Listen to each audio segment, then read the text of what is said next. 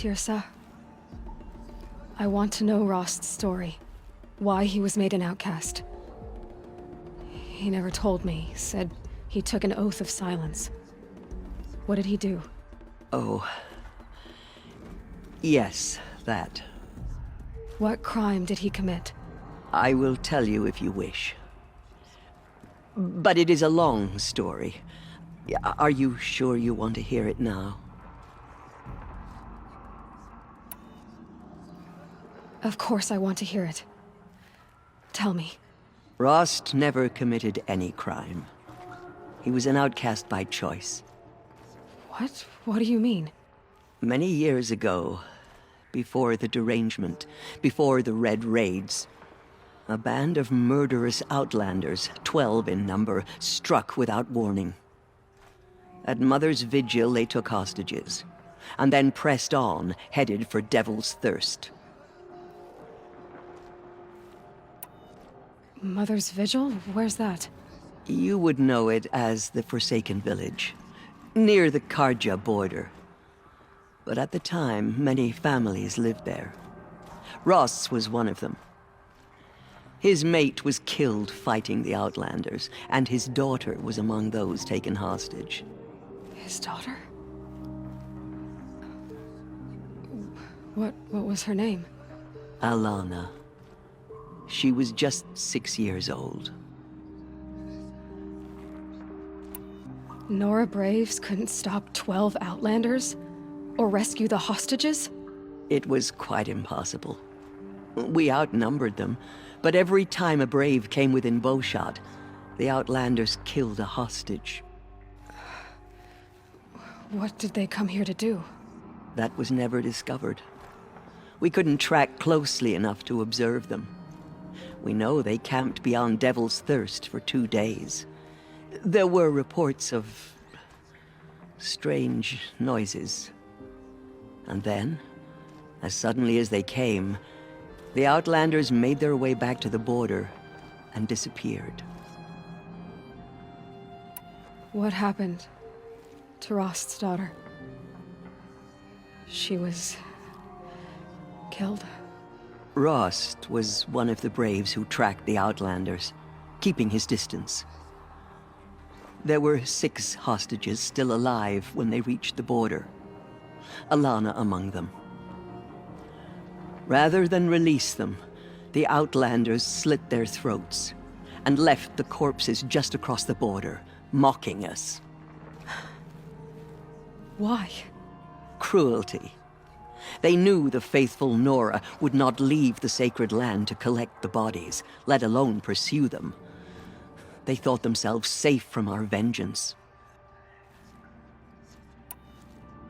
Are you saying that Rost went after them? That he became an exile? No. Rost was beside himself with grief, but even so, he would never have broken taboo. Then what did he do? He called upon the most terrible and secret rite of the Nora tribe.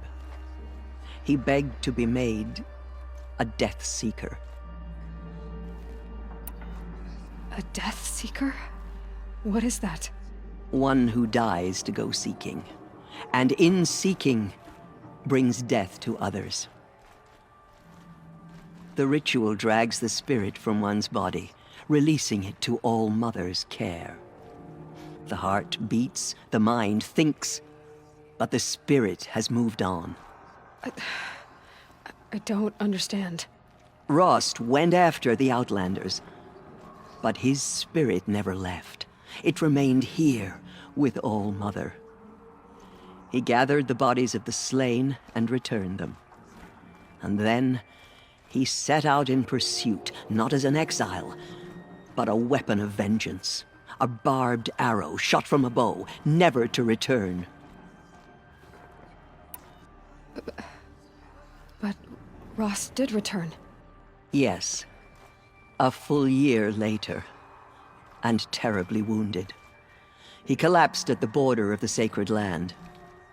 A hunting party came upon him. He was delirious, in agony. By law, he should have died where he lay. But one of the hunters broke taboo and reaching across the border, she dragged him to our side. Who was she? A brave who'd lost a mate and 2 sons to the very outlanders that Rost pursued.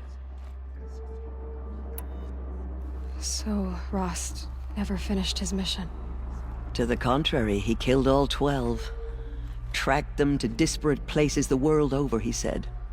Meridian, Ban-Ur, the Claim, Utaru land, further even, into the Forbidden West. The last he killed nearly got the best of him. Wounded, he stumbled and crawled back to us, hoping to die as close to the sacred land as he could. He never expected nor asked to be dragged across the border and nursed back to health. That was done to him, leaving us, the matriarchs, in a difficult position.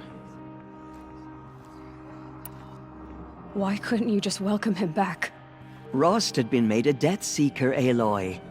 He no longer had any place among the tribe. By law, he should have been driven back out. But we couldn't bring ourselves to do that, so we offered a compromise. You made him an outcast. Yes. We offered to do so on the condition he never speak to anyone of this exception. After all he did, all he suffered, to be declared an outcast was his reward. Rost was overjoyed. He never expected to live another day in the sacred land, let alone the embrace, so close to the goddess. He resolved to spend the rest of his days in solitude, and was happy to do so. But then you found me, and gave me to him. Yes. Another compromise. The matriarchs feared you, and would not let you be raised by the tribe. And so we turned to Rost. I knew that he would take care of you, bring you up, teach you to worship All-Mother and respect the ways of the tribe. He certainly tried anyway. You took a man who'd lost his daughter and made him raise an infant girl? Doesn't that strike you as callous? I'm inclined to think the course of events has shown the wisdom of our choice. And I'm quite certain that from the moment he laid eyes on you, he saw you as a gift, and never a burden. All right, Tirsa, that's quite a story.